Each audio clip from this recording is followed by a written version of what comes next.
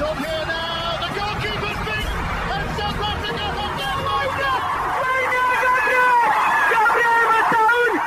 Shaker Sport 2010.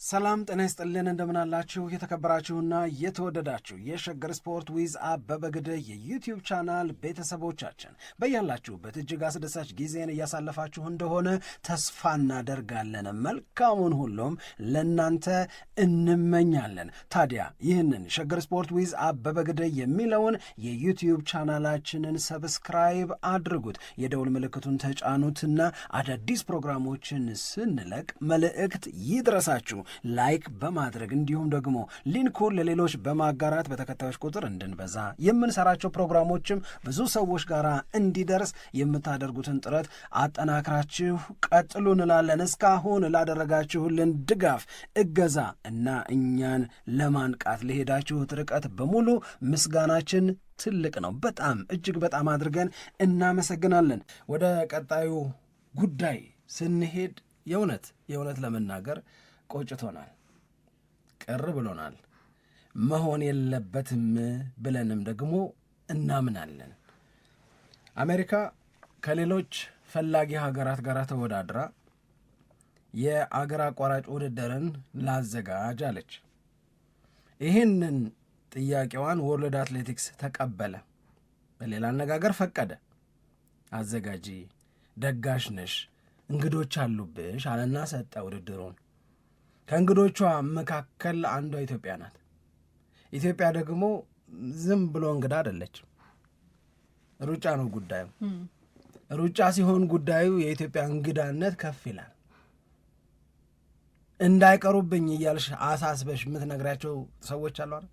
እንዳትቀሩብኝ አደራ፣ እንዳትረሱብኝ አደራ፣ እነገሌንም ይዛችሁን ምናምን የምትያቸው ሰዎች አሉ አይደል? ዋና ከቀሩም ደግሞ ያጎሉብኛል፣ ምኑን ድግስ ሆነ ያስብሉብኛል የምትያቸው እውነት ነው። በሩጫ ሲሆን በአትሌቲክስ ሲሆን ደጋሾች እንዳይጎሉባቸው ሊመኙላቸው ከሚገቡ ሀገራት መካከል አንዷ ኢትዮጵያ ናት። ኢትዮጵያን ማስተናገድ ክብር ነው። ኢትዮጵያን ማስተናገድ ክብር የሚሆነው ደግሞ በተለይ አገር አቋራጭ ሲሆን የአገር አቋራጭ ውድድር ኢትዮጵያውያን የበለጠ ውጤታማ የሆኑበት ደግመው ደጋግመው በቡድንም በተናጠልም በማሸነፍ ክብርን የተቀዳጁበት ነው። ግልጽ ነው። ታሪኩን ወደ ኋላ ሄዶ ፈተሽ ማድረግና ቀነኒሳ በቀለ የሚለውን ስም ደጋግሞ መጥራት ነው።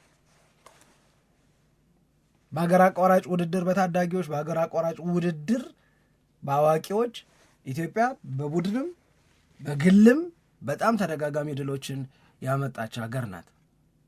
ይሄ ማለት ምን ማለት ነው? በሌላ አነጋገር ይሄ በሩጫ የከበረ ግን ለእግር ኳስ ያበደ ሀገር ስለሆነ በእግር ኳስ ቋንቋ ብናስረዳ ዓለም ዋንጫን አዘጋጅተሽ አርጀንቲና ብትቀረም ግድ የለኝም እንደማለት ነው። ሜሲን ትታ የዓለም ዋንጫ አዘጋጅ መሆን ማለት ነው። ይሄ ማለት በሌላ አነጋገር የዓለም ዋንጫን አንድም ጊዜ ቀርታ ማታቀውን ብራዚል ትቅር እንደማለት ነው። ብራዚል ለምን አልን? አርጀንቲና ለምን አልን? በእግር ኳስ ባላቸው ውጤት ነው። አትሌቲክስ ሲሆን ደግሞ ኢትዮጵያ እንላለን። ስለ ኢትዮጵያ አሜሪካ ሊገባት ይገባል ነው። በኑሮ ችግር ቢኖርም በሩጫ ግን የላቀ ክብር አለ፣ በተለይ በሀገር አቋራጭ ውድድር። ስለዚህ እንዲህ ቀሏቸው ቅሩ ሊሉን ይገባል ብዬ አላስብም። እኔ የተደረገውም ደግሞ ልክ አይደለም። እኛን ስለሆነ ብቻ ሳይሆን ባለፈውም ታስታውሺ ከሆነ ከዓለም ዋንጫው ጋር በተያያዘ አንስተናል።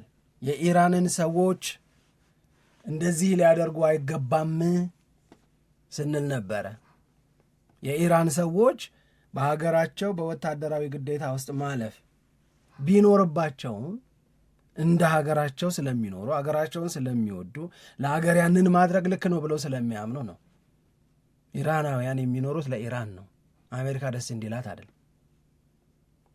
ስለሆነም በሀገራችሁ በወታደራዊ ሂደት ውስጥ አልፋችኋልና ኢራን ናችሁና አትመጡም ማለት አምበል እኮ ነው። አይገባኝም።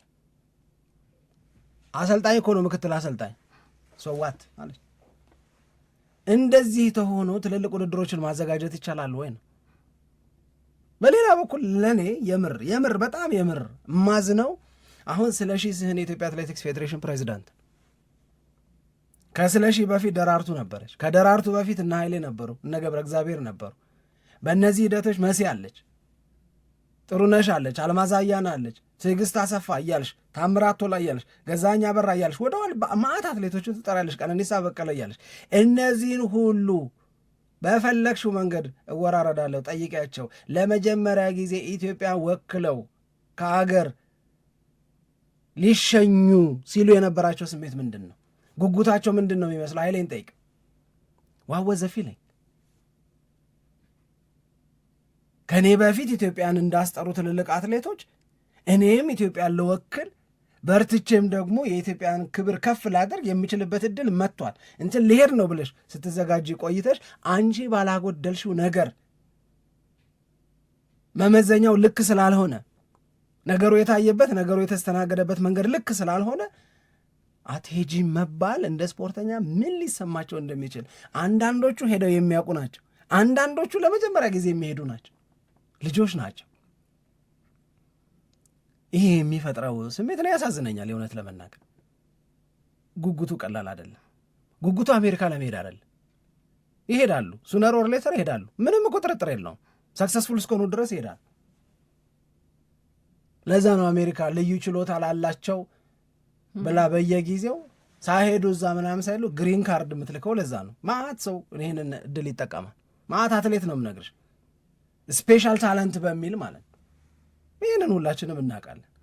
እነዚህም ልጆች ሱነር ኦር ሌተር ይሄዳሉ። ግን የመጀመሪያ ሊሄድ ነው፣ ኢትዮጵያን ልወክል ነው፣ ልወዳደር ነው፣ ተመረጥኩኝ ብለሽ በዚህ አይነት መንገድ ላይሆን ይችላል ስትባይ ጥሩ ስሜት አይፈጥርም። አዎ በጣም ይሄ በጣም ብዙ የሚያነጋግርና እንደገናም ደግሞ የሀገርንም ክብር የሚነካ ይመስለኛል እኔም ሳስበው። ምክንያቱም አሁን ይሄ የእኛ ሀገር የኢትዮጵያን የድህነት ጉዳይ የሚመለከት አይደለም። በቃ አንድ ሀገር ከአንድ ሀገር ጋር እኩል ክብር አለው፣ ምንም ጥርጥር የለውም። ስለዚህ ያንን ክብር ደግሞ ማግኘትም መስጠትም ግዴታ ነው። ስለዚህ ኢትዮጵያ በዚህ በ46ኛው የዓለም ክሮስ ካንትሪ ሀገር አቋራጭ ሻምፒዮና ላይ የመሳተፍ መብት ነው ያላት። ያንን መብቷን በልምምጥ አይደለም የምታገኘው። በቃ አትሌቶቹ ተመርጠው የሚገባው ነገር በሙሉ ተደርጎ ምንም የተለየ ነገር ተደርጎ አይደለም። ለአንድ ሀገር እኩል መስፈርት አለ። ያንን መስፈርት አሟልተው ነው እዚህ ውድድር ላይ የሚካፈሉት። ስለዚህ ውድድርን የማዘጋጀት አንደኛው ትልቁ ነገር ደግሞ እንደነዚህ አይነት ሀሳቦች ላይ እንዴት አድርገን ነገሮችን ማቻቻል እንችላለን፣ እንዴት አድርገን በቃ በትክክል እንግዶቻችንን ማስተናገድ እንችላለን የሚለው ነው እንጂ በማን አለብኝነት አሁን አትሌቶች ናቸው እንግዲህ የማይሄዱት። ይሄ እኮ በጣም ከባድ ነገር ነውር ነው። ይሄ በጣም ነውር ነው። አዎ እንዴት ቢያዩን ነው ያልኩት። በጣም ልክ አይደለም። ይህንን አሁን ለምሳሌ እነዚህ ልጆች ወስደሽ አስተምሪልኝ ቢሆን አይ አላስተምርም፣ መብቷ ነው። ሊጎበኙ ነው ሲባል አይጎብኙ ሄደው ይመለሳሉ ብዬ አላስብም፣ መብቷ ነው። የዓለም ውድድር ስጡኝ እያለች ሳትሰጫት እየተቆጣች ሲሰጣት ደግሞ ትገባላችሁና አትገቡም እያለች እንደዚህ አይነት መጉላላት እየፈጠረች ሀው ኩዲት ቢ ኮምፒቲሽኑ ራሱ ፌር አይሆንም እኮ ያለች። ኬንያ ካልተከለከለች በኬንያና በኢትዮጵያ መካከል የሚኖረው ውድድር በኬንያ አድቫንቴጅ ውስጥ ሊያልፍ ነው እኮ ምንም እኮ ጥያቄ የለው። ይሄ ልክ አይደለም በጭራሽ። የሚቻለው ነገር ምንድን ነው? እኔ አቶ አበበ ግዳይ አሜሪካንን አይቻሽ ልመለስ ስላት አትየኝ አልፈልግም ካለች መብቷ ነው። እግሬን ሰብስቤ ይቀመጣል። የሚፈልጉትን አይነት የዶክመንት ማጣራት ማድረግ ምንም ችግር የለም። አጣርተው መስጠት ይችላል። ግን 36 ጠይቀሽ 23ቱን እምቢ ማለት፣ ከዛ 14 ጠይቀሽ 14ቱንም እምቢ ማለት ከአትሂዱ ይሻላል ወይ? እንደገና ቪዛ እንዲሰጥ ደግሞ ልምምጥ ውስጥ መግባት በጣም ይሄ ልክ አይደለም፣ በጭራሽ ልክ አይደለም። አሁን ይሄንን እንግዲህ የኢትዮጵያ አትሌቲክስ ፌዴሬሽን እየደረሰበት ያለውን መጉላላት ችግሩ ለመፍታት የሚደረገው መውጣት መውረድ ያበላሸ ነው እንኳን ነገር ቢኖር በዚህ መንገድ ትርኢት መደረጉ ትክክል አይደለም። አንድ የውጭ ጉዳይ ሚኒስትር ሊያነጋግር እንደሞከረ በኢሜይል መልእክት እንደላከ ሰምተናል። አሁን ከደቂቃዎች በኋላ የጽህፈት ቤት ኃላፊውን ዶክተር አመንሲሳን በቀጥታ የስልክ መስመራችን ላይ ለማግኘት ጥረት እናደርጋለን። ምንድን ነው እየሆነ ያለው? ምንድን ነው የሚሰጧችሁ ምክንያት የሚለውንም ነገር እንሰማለን። ኦፍኮርስ እኔ ትላንት በዛ አካባቢ መረጃ ስጠራ በጣም ብዙ ክልከላዎች አሉ በግል ጉዳይ የሚጠየቁ። እዛ ላይ ቅሬታ እኮ ማንም አላቀረበ። በቃ ግለሰቡ ነው ቅሬታም ካለው ቅሬታ ሊያቀርብ የሚችለው። እንዴት ሰለሞንን ተከለክሉታላችሁ አንልም። አትሌቶች ሲሆኑ ግን ዓለም አቀፍ ውድድር አዘጋጅተሽ በውድድሩ ላይ የመሳተፍ መብት ያላቸውን ሰዎች ግን መከልከል አትችይም። አይ ልክ አይደለም። እኔ እንደዛ ነው የምረዳው። እና ልክ አይደለም። ኦሎምፒክንም ከወዲሁ ካላሰብነው በስተቀር አስቸጋሪ ነው የሚሆነው ማለት ነው። አሁንም ዓለም ዋንጫም ላይ ቢሆን እንደገና አይ ለእኛ ብቻ ሳይሆን ግን ስፖርቱን በተመለከተ ስታየው ግን በቀደም እኮ የእኛም ባይሆን ጉዳዩ ስለ ኢራን ያነሳ ነው እኮ ለዛ ነው። ልክ ነው። አንስተናል። የኦሎምፒክንም በተመለከተ አሁን የሚያሳየው ነገር ሌሎች ተጨማሪ ችግሮች ሊያጋጥሙ እንደሚችሉ ነው። ስለዚህ ካሁኑ ነገሩን ሲሪየስሊ መያዝ ያስፈልጋል። ምንም ይሄ የልምምጥም ጉዳይ አይደለም ብዬ ነው የምረዳው። እኔ መብት እስከሆነ ድረስ መብትን የመጠቀም ነገር ነው። ግን በኢትዮጵያ አትሌቲክስ ፌዴሬሽን በኩል አንደኛ የተደረጉት ጥረቶች፣ ሁለተኛ ደግሞ የሚሰጡት ምክንያቶችን በተመለከተ ትንሽ ማብራሪያ ብናገኝ አሪፍ ስለሆነ እሱን እናደርጋለን። ከዛ በተጨማሪ ግን የኬንያ ልምድ እንደው ለወሬ ብቻ እንዳላነሳ ነው ደግሞ ከፍ ያሉት የሀገራችን ባለስልጣናት ቢያውቁ ጥሩ ነው። ጠቅላይ ሚኒስትሩን ጨምሮ ፕሬዚዳንቱን ጨምሮ ቢያውቁት፣ ጣልቃ መገባት ካለበት ጣልቃ ገብተው ማነጋገር ያለባቸውን ሰዎች አነጋግረው የእነዚህን ልጆች ህልም የመወዳደር መብት ዓለም አቀፋዊ ውድድር እስከሆነ ድረስ እንዲከበር እና ቪዛው ተሰጥቷቸው የተዘጋጁበትን ዝግጅት ይዘው ሀገራቸውን ወክለው በውድድሩ ላይ የሚሳተፉበት ነገር መስተካከል አለበት። ኡሁሩ ኬንያታ ለአንድ ተወዳዳሪ ያንን አድርገዋል፣ ተናግረናል ትናንትና። ስለዚህ አሁን ክቡር ፕሬዚዳንት ታዬም ይህንን ሊያደርጉ ይችላሉ። ክቡር ጠቅላይ ሚኒስትር ዶክተር አብይ አህመድም ይህንን ሊያደርጉ ይችላሉ ብዬ አምናለሁ። በዚህ መንገድ በመተጋገዝ ከአትሌቲክስ ፌዴሬሽኑ አቅም በላይ የሆነውን ነገር የማቅለል ስራ መሰራት መቻል አለበት። ውጭ ጉዳይ ሚኒስትርም ተጨማሪና ተደጋጋሚ ጥረቶችን ማድረግ አለበት። እንግዲህ ስማቸውን እንድጠቅስ ይፈልጋሉ አይፈልጉም ባላቅም፣ ግን በግልም ደግሞ በጣም ትልልቅ አትሌቶች ይህንን ጥረት እያደረጉ ነው። ወርልድ አትሌቲክስን ኮሚኒኬት እያደረጉ ሀውካም እንዴት እንደዚህ ይሆናል እያሉ ነው ያሉትና ያበሽቃል፣ ያናድዳል። ግን መፍትሄ የምናጣ አይመስለኝም። ወደ ሌሎች መረጃዎች ደግሞ እንለፍ። እስካሁን ያነሳነው ነገር እንደተጠበቀ ሆኖ ወደ ሌላኛው ጉዳይ ስንሄድ ዛሬ ሳናወራ አንወጣትም። አንደኛው ጉዳይ የማንቸስተር ዩናይትድ እና የኒውካስል ዩናይትድ ጨዋታ አለ። ነገ ነው የሚደረገው። ብቸኛው የቦክሲንግ ዴይ ጨዋታ ነው በነገራችን ላይ። ስለዚህ ይሄ የነገ ምሽቱ የማንቸስተር ዩናይትድን እና የኒውካስልን ጨዋታ ምክንያት በማድረግ ዛሬ ክሪስማስ ስለሆነ ትናንትና መግለጫ ሰጥቷል አሞሪም። ያነሳቸውን ዋና ነጥቦችን እንወያይባቸው። እሺ፣ እኔ አንድ የተናገረው ነገር በተለይ ከብሩኖ ፈርናንዴስ ጋር በተያያዘ ያነሳው ነጥብ ሰዎች እንዴት ነው የሚረዱት ያወያያል፣ አስተያየት እንድንሰጥበት ያደርጋል ብዬ አንድ ያሰብኩት ነገር አለ። ትልቁ አጀንዳ በዚህ በጨዋታ ላይ የብሩኖ ፈርናንዴዝ አለመኖር ነው። ምክንያቱም ማንቸስተር ዩናይትድ ለብሩኖ ፈርናንዴዝ ምን ማለት እንደሆነ በደንብ ይታወቃል። ቢያንስ በዚህ የውድድር ዓመት እንኳን 12 የጎል ኢንቮልቭመንት ያለው ተጫዋች ነው። 5 ጎል እና 7 አሲስት ያደረገ ተጫዋች ነው። 51 እድሎችን መፍጠር የቻለ ተጫዋች ነው። በቃ ዝም ብሎ ይሄ ቁጥር በራሱ የሚናገረው ነገር ትልቅ እንደሆነ መረዳት አለብን። በዛ ላይ ደግሞ ብሩኖ ፈርናንዴዝ ባልነበረባቸው ጨዋታዎች በጉዳት ምክንያት ብዙ ጨዋታ የሚያልፈው አይደለም፣ ግን በተለያዩ ምክንያት የማንቸስተር ዩናይትድን ጨዋታ ማድረግ ያልቻለበት አጋጣሚ አለ። ከ2022 እስከ 2023 በነበረውም ጊዜ ቢሆን ባደረገው ጨዋታ ማንቸስተር ዩናይትድ በ7 ጨዋታ ብሩኖ ፈርናንዴዝ የሌለበትን ጨዋታ ማለት ነው ዩናይትድ ማሸነፍ አልቻለም። በ6ቱ ተሸንፎ በአንዱ አቻን የወጣው 4 ጎል ብቻ ነው ማስቆጠር የቻለው። ስለዚህ የፈርናንዴዝን ጉዳይ በተመለከተ ብዙ ክፍተት የሚፈጠር ተጫዋች መሆኑ ምንም ጥርጥር የለውም። በዛ ላይ ደግሞ የኮቢ ማይኖ አለመኖር ቢያንስ በምትክነት እንኳን የተሻለ አገልግሎት ይሰጣል ብለን የምናስበው ተጫዋች ነው፣ ግን እዚህ ጨዋታ ላይ እንደሌለ ሩበን አሞሪም ተናግሯል። ማቲያስ ዴላይት፣ ሃሪ ማጓየር አሁንም የሉም እዚህ ጨዋታ ላይ። ግን የብሩኖ ፈርናንዴዝን አለመኖር እንዴት ነው የምንረዳው? እዚህ ላይ ሩበን አሞሪም የተናገረው ነገር አለ፣ ምንም ጥርጥር የለውም። ብሩኖ ፈርናንዴዝን መተካት ኢምፖሲብል ነው፣ የሚቻል አይደለም። በቃ ለሌሎች ተጫዋቾች ከባድ ነው። ግን ይህንን ነገር ደግሞ ወደ ጥሩ መቀየር ያስፈልጋል። አንድ ጊዜ ሆኗል። ብሩኖ ፈርናንዴዝ የሚተካ ነው ማይተካ አይደለም የሚለው አስተያየት እንዳለ ሆኖ እሱ በቃ እንዲ ልንቀበለው የምንችለው ነገር ነው። ምክንያቱም በጨዋታ ላይ አገልግሎት የሚሰጥበት እድል የለም። ይመለሳል የተባለው መቼ ነው?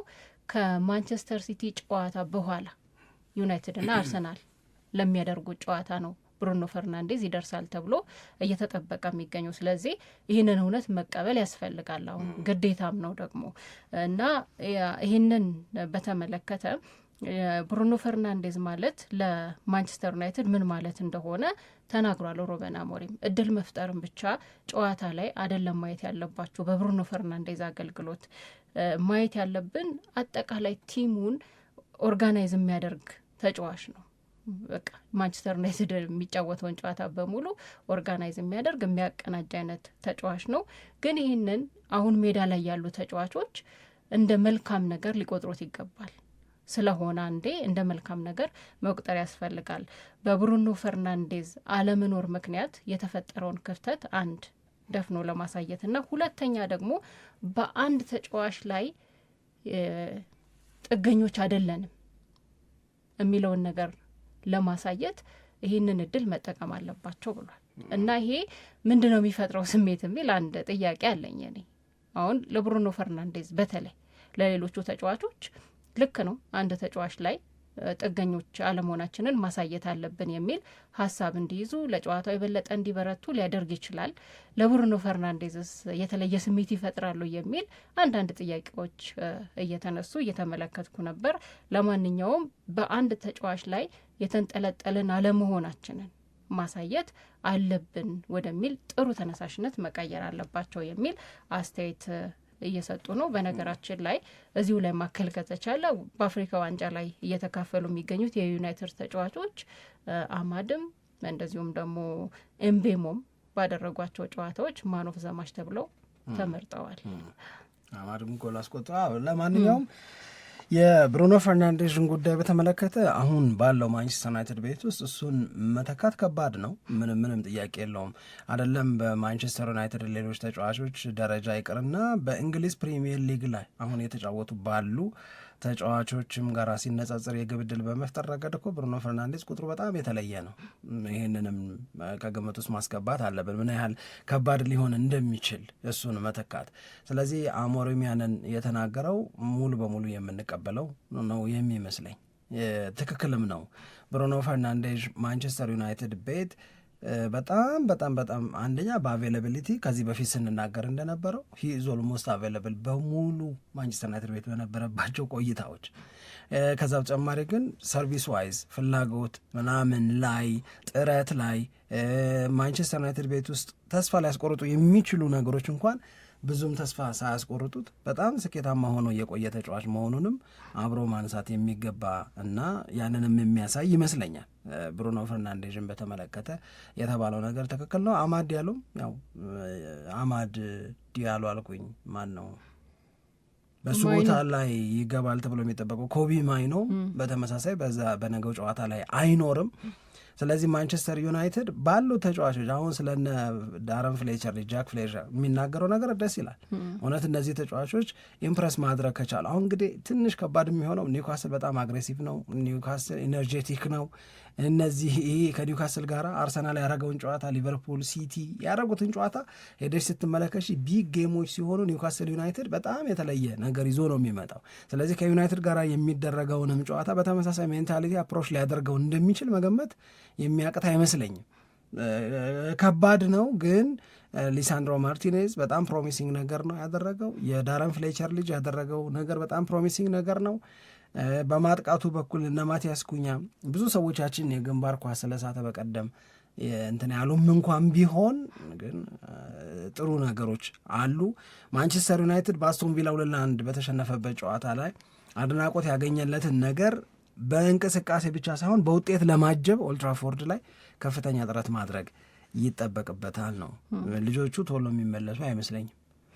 አያያዛቸው ምንም የአፍሪካ ዋንጫዎቹ የተጎዱትም ተጫዋቾች አሁን የማቲያስ ደላይት አለመኖር በጣም ክፍተት ይፈጥራል፣ ምንም ጥርጥር የለውም። በተለይ ማንቸስተር ዩናይትድ ካለበት የመከላከል ችግር አንጻር ስታየው የማቲያስ ደላይት መኖር ትርፉ ብዙ ነው። ግን እሱም መቼ ነው የሚመለሰው የሚለው ላይ ምንም የታወቀ የተገለጸ ነገር የለም። ድፍን ያለ ነው። የሃሪ ማጓየርም እንደዛው ነው። ግን የብሩኖ ፈርናንዴዝ ጉዳይን በተመለከተ ያው ሩበን አሞሪም ሲናገር አለኝ ሀሳብ አለኝ እቅድ ግን አልናገርም እንዴት ማድረግ እንዳለብኝ የሚል አስተያየቱን የሰጠበት ነው። ከዛሬ አመቱ እኔና በዛሬው እኔ መካከል ሰፊ ልዩነት አለን ብሏል። አሁን የተሻለው አሰልጣኝ ሆንኩት አሁን ነው አለ። ነገሮች የበለጠ የገቡኝ አሁን ነው አለ።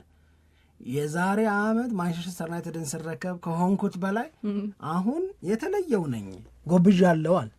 ገብቶኛል። ነገሮችን በተለያየ ሲስተም በውጤታማነት እንዴት ማስኬድ እንደሚቻል ፕራክቲካሊ እያየሁት ነው ያለሁት ብሏል። ይሄንን እኛም ያየን ይመስለኛል። እውነት ለመናገር ግን እስቲ ኑረውን እኔ እንደውም ይህ አስተያየት ያስታወሰኝ ብሏል። ይህ አስተያየት ማች ባረግ ያለው ሞር ነገሮች ገብተውኛል ብሏል። ይህ አስተያየት ያስታወሰኝ ባለፈው የውድድር አመቱ ሊያበቃ ሲል ስለ ካዚሚሮ የተናገረው ነገር ትዝ ይልሃል? ካዚሚሮ በጣም አሪፍ ሆኖ ነበር የውድድር አመቱ ሊያበቃ እና ለምን አሪፍ ሆነ የሚለውን ጉዳይ በተመለከተ ሩበን አሞሪም ሲመልስ ተጫዋቾቼ እኔን እንዲረዱኝ ብቻ ነበር ከዚህ በፊት ማስበውና ማደርገው፣ አሁን ግን ተጫዋቾቼን እኔ መረዳት ጀመርኩ። ምን ላይ ጎበዝ ናቸው፣ ምን ላይ ጥሩ ናቸው የሚለውን ነገር በደንብ መረዳት ችያለሁ እና ከዚህ ከተጫዋቾቼ የተሻለውን አገልግሎት ማግኘት የሚቻለው እንዴት ነው የሚለውንም ያወቅኩበት ነው ብሎ አስተያየት ሰጥቶ ነበር።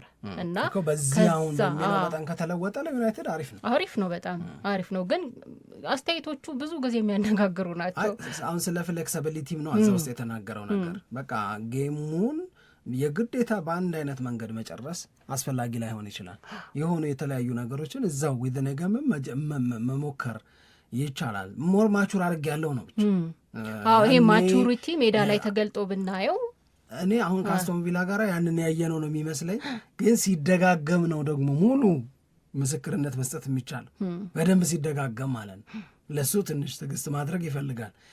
ኒውካስል ጋር የሚደረገው ጨዋታ ይሄ የበልጥ ከሚገመገምበት መካከል አንዱ ነው ብለን ብንወስድም እንችላለን። አንድ የመጨረሻ የአፍሪካ ዋንጫ አስቂኝ ገጠመኝ አሁን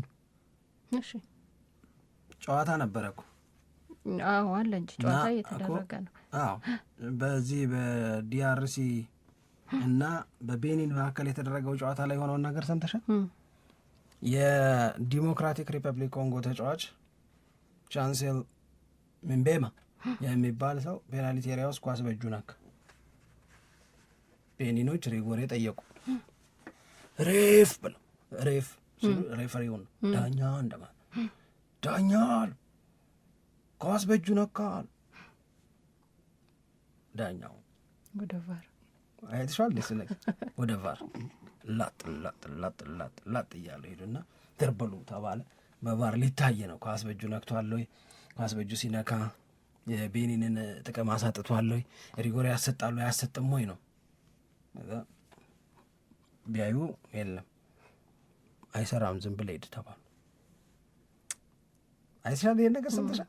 እግዚአብሔር ነው ልጅ ምን ብላ ቀጥላሉ። እሳቸው ምን ብለው ምን ያርጉታል? እንግዲህ ምን አይሰራም ተባለ። ዋሩ እኮ አይሰራም፣ ዛሬ አይሰራም። ዋሩ አይሰራም።